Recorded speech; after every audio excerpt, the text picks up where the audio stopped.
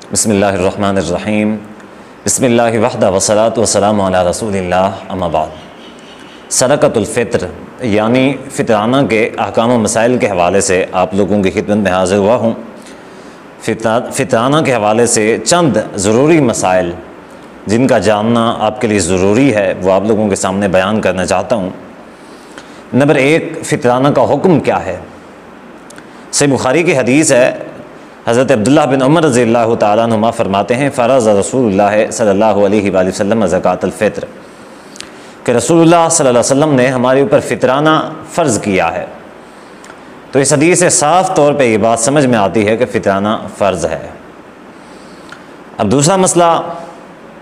کہ فطرانہ کن لوگوں کے اوپر فرض ہے، چلیں یہ بات تو سمجھ میں آ گئی کہ فطرانہ فرض ہے۔ اب دوسرا مسئلہ یہ کہ فطرانہ کن لوگوں کے اوپر فرض ہے، تو صحیح بخاری کی حدیث ہے کہ نبی صلی اللہ علیہ وسلم نے فطرانہ فرض کیا علی العبد والحر، علی العبد غلام کے اوپر، والحر آزاد کے اوپر، والذکر والانثی مرد کے اوپر عورت کے اوپر، والصغیر والکبیر چھوٹے کے اوپر اور بڑے کے اوپر، من المسلمین مسلمانوں میں۔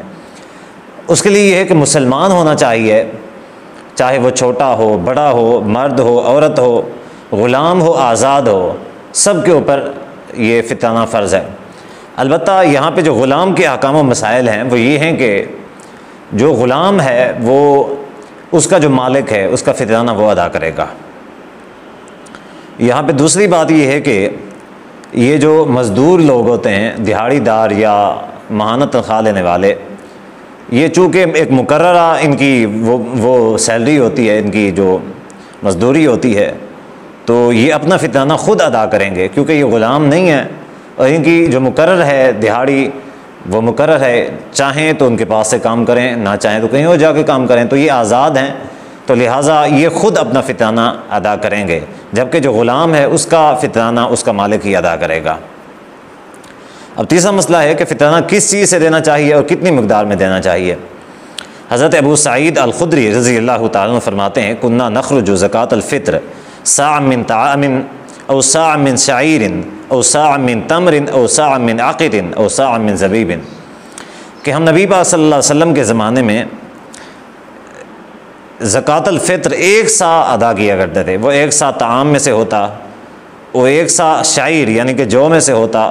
وہ ایک سا کھجور میں سے ہوتا، یا ایک سا پنیر کا، او صاع من زبیب یا پھر وہ جو انجیر بھی کہہ سکتے ہیں، یا خشک جو انگور ہوتے ہیں یعنی کہ کشمش، اس کو بھی کہہ سکتے ہیں زبیب۔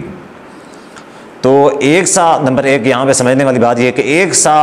زکوٰۃ الفطر جو ہے وہ واجب ہے۔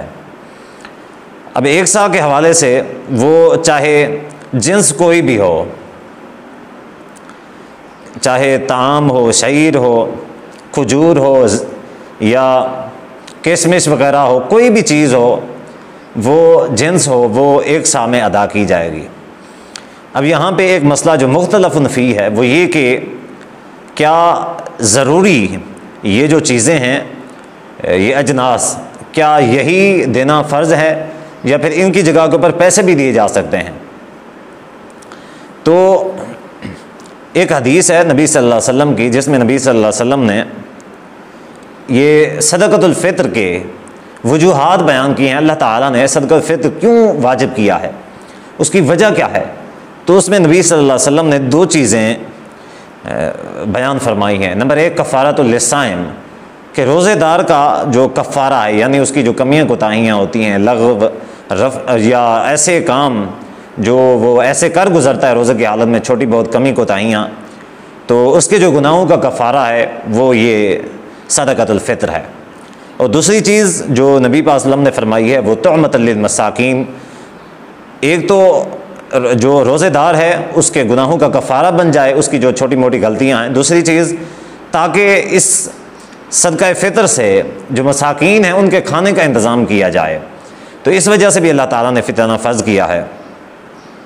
تو کھانے کے انتظام کے حوالے سے یہ اس چیز کی گنجائش نکلتی ہے کہ اگر کوئی شخص یہ چیزیں دینا چاہتا ہے جنس کی تو دے سکتا ہے، لیکن اگر کوئی چیز کھانے کے انتظام کے لیے پیسے اس کے بدلے میں رقم دینا چاہتا ہے تو وہ بھی دے سکتا ہے۔ کیونکہ اس کے لیے بھی کھانے کا انتظام کیا جا سکتا ہے۔ اگر کوئی نقد رقم دینا چاہتا ہے تو نقد رقم سے بھی کھانے کا انتظام کیا جا سکتا ہے۔ تو اس حوالے سے تین جو ائمہ اربعہ میں سے تین امام ہیں، امام مالک رحمہ اللہ، امام احمد بن حنبل اور امام شافعی رحمہ اللہ، وہ کہتے ہیں کہ صرف اور صرف جنس دی جا سکتی ہے، جبکہ اس حوالے سے امام ابو حنیفہ رحمۃ اللہ علیہ فرماتے ہیں کہ جنس بھی دی جا سکتی ہے اور اس کے بدلے میں قیمت بھی ادا کی جا سکتی ہے۔ اگر کوئی قیمت ادا کرنا چاہے، نقدی دینا چاہے، تو وہ قیمت بھی ادا کر سکتا ہے۔ تو بہرحال صحیح بات یہی ہے کہ جنس بھی دی جا سکتی ہے، اور اگر کوئی قیمت پیسے وغیرہ اس کے بدلے میں دینا چاہتا ہے تو وہ بھی دی جا سکتی ہے فطرانے کے طور پہ، تاکہ اس سے بھی کھانے کا انتظام کیا جا سکتا ہے۔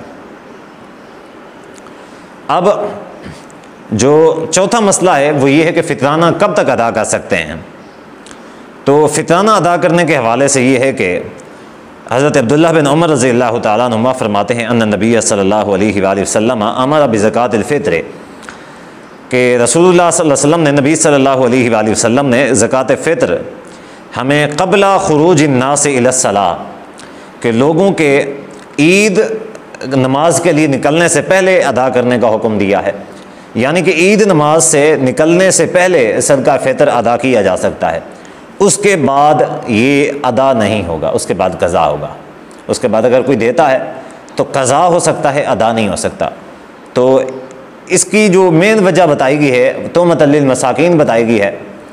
تو مسکینوں کے کھانے کا انتظام کرنا ہے، تو اس حوالے سے یہ صدقہ فطر جو ہے علماء کرام نے اس حوالے سے جو یا صحابہ کرام رضی اللہ عنہم اجمعین کا اس حوالے سے عمل ملتا ہے، وہ 2-3 دن تک پہلے سے ملتا ہے، کہ عید سے 2-3 دن پہلے یا عید کی نماز سے پہلے تک، یعنی کہ عید کی نماز کے لیے نکلنے سے پہلے تک ادا کیا جا سکتا ہے۔ اب اس سے زیادہ پہلے بھی دینا مناسب نہیں ہے، اور عید کی نماز کے بعد یا عید کی نماز کے وقت دینا بھی بالکل بھی یہ ناجائز ہے، یہ پھر ادا نہیں ہے، پھر قضا ہے۔ تو صدقہ فطر کے حوالے سے ان چیزوں کا خصوصی طور پہ خیال رکھا جانا چاہیے۔ تو جو یہ چیزیں ضروری ہیں، ان چیزوں میں کسی بھی قسم کی کوئی کمی کوتاہی نہیں کرنی چاہیے۔ اب یہاں پہ ایک اضافی طور پہ جو بات میں کرنے لگا ہوں کہ صدقہ فطر کن لوگوں کے اوپر معاف ہے، کن لوگوں کو معاف ہے۔ اب علماء کرام یہ چیز نہیں بتاتے صدقہ فطر کے حوالے سے کہ کن لوگوں کو معاف ہے صدقہ فطر۔ کیوں نہیں بتاتے؟ اس کی بھی وجہ ہے۔ اس کی وجہ ہے کہ صدقہ فطر کے اوپر اگر غور کیا جائے تو اس کی رخصت کے حوالے سے کوئی حدیث نہیں ملتی کہ فلاں شخص کو صدقہ فطر معاف ہے۔ اب دیکھیں یہاں پہ چھوٹے بڑے، غلام آزاد، مرد عورت سب آ گئے، اور یہاں پہ ایسا کوئی حدیث بھی نہیں ملتی، قرآن و حدیث میں ایسے کوئی دلائل نہیں ملتے جن سے یہ کہا جائے کہ فلاں شخص کے اوپر صدقہ فطر معاف ہے۔ تو اسی وجہ سے علماء کرام نے، دیکھیں یہاں پہ سمجھنے والی بات یہ ہے کہ اس شخص کے لیے صدقہ فطر معاف ہو سکتا ہے کہ جس کی ٹوٹل جو جائیداد ہے، ٹوٹل پراپرٹی ہے، اگر اس کو جمع کیا جائے اور وہ اس کا جتنا فطرانہ بنتا ہے اس کی فطرانے کی مقدار تک نہ پہنچے، تو شاید ہو سکتا ہے پھر اس شخص کے لیے معاف ہو، اللہ تعالیٰ اس شخص سے اس کے متعلق سوال نہ کرے۔ لیکن اگر کوئی شخص اس کیفیت میں بھی ہے کہ اس کے پاس فطرانے کی، اگر اس کی ٹوٹل جتنی پراپرٹی ہے وہ فطرانے کی مقدار تک نہیں پہنچتی،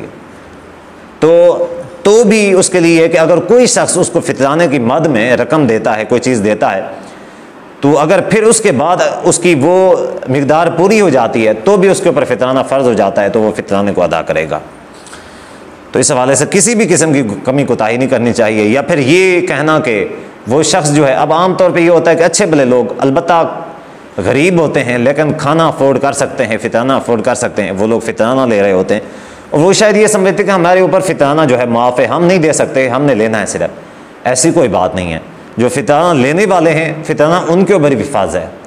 تو اللہ تعالیٰ سے دعا ہے کہ اللہ تعالیٰ دین اسلام کو کما حق کو سمجھنے اور اس پر عمل کرنے کی توفیق عطا فرمائے۔ وآخر دعوانا ان الحمد للہ رب العالمین۔